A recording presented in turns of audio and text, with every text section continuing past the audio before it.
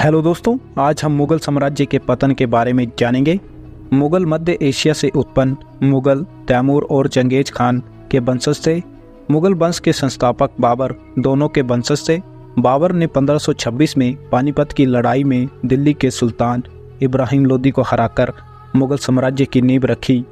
अकबर, जहांगीर, शाहजहां और औरंगजेब जैसे सम्राटों के नेतृत्व में मुगल साम्राज्य को भारतीय उपमहाद्वीप के अधिकांश हिस्सों में फैला दिया। मुगलों को कला, वास्तुकला और साहित्य के लिए जाना जाता है। 21 सितंबर 1857 को अंतिम मुगल सम्राट बहादुर शाह जफर ने ब्रिटिश ईस्ट इंडिया कंपनी की सेना के मेजर विलियम हॉटसन के सामने आत्मसमर्पण कर दिया। 1857 का विद्रोह बहादुर शाह सम्राट के नाम पर लड़ा गया था। मुगल साम्राज्य का अंत कैसे हुआ? मुगल शासन उपमहाद्वीप में कश्मीर से दक्कन तक और यहाँ तक कि अफगानिस्तान के कुछ हिस्सों तक फैला था। बहादुर शाह जफर ने व्यावहारिक रूप से केवल दिल्ली के आसपास के क्षेत्र पर ही शासन किया था। जब तक वह सिंहासन पर बैठा, साम्राज्य कमजोर और विघटित हो चुका था। 1857 में सिपाही विद्रोह भड़क उठा था, जिसमें ईस्ट इंडिया कंपनी की सेना में देसी सैनिकों ने अपने वरिष्ठ ब्रिटिश अधिकारियों के खिलाफ विद्रोह कर दिया था।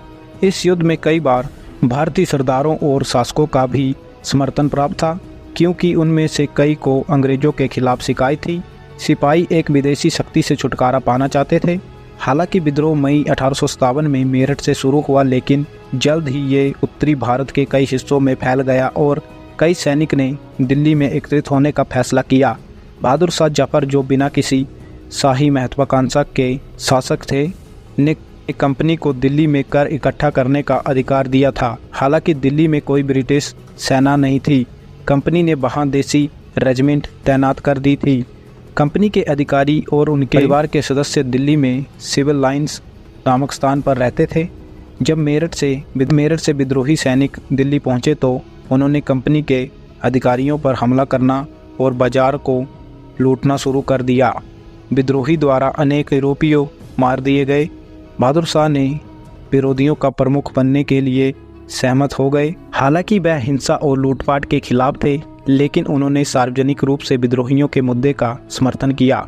बहादुर शाह के महल में सिपाहियों और महल के सेवकों ने 52 ब्रिटिश सैनिकों को मार डाला, जिन्हें महल के भीतर बंदी बना लिया गया था या शहर में छिपे पाए गए थे।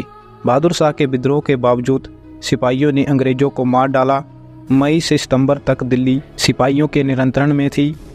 जब कंपनी के नेतृत्व वाली सेनाओं ने शहर पर हमला किया, 18 सितंबर को बहादुर शाह ने अपने परिवार के साथ अपना महल छोड़ दिया और दिल्ली से लगभग 10 किलोमीटर दक्षिण में हुमायूं के मकबरे में शरण ली।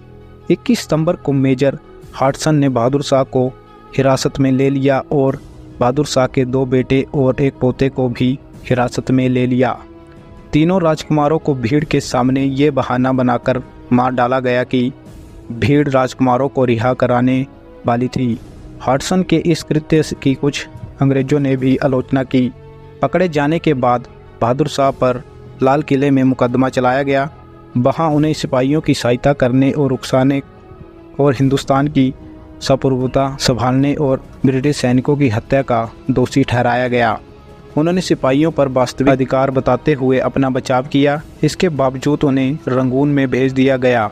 उनके सबसे भरोसेमंद मंत्री हकीम खान ने उन्हें धोखा दिया था, जिन्हें खुद के लिए क्षमा प्राप्त करते हुए सम्राट को हत्या में फंसाया था। बहादुर शाह की पत्नी और उनके परिवार के कुछ सदस्य उनके साथ रंगून गए। नवंबर 1862 में रंगून में एक बीमारी से उनकी मृत्यु हो गई और उन्हें वहीं दफनाया गया। बहादुर शाह के आत्मसमर्पण ने भारत पर 1526 में शुरू हुए मुगल साम्राज्य का अंत कर दिया।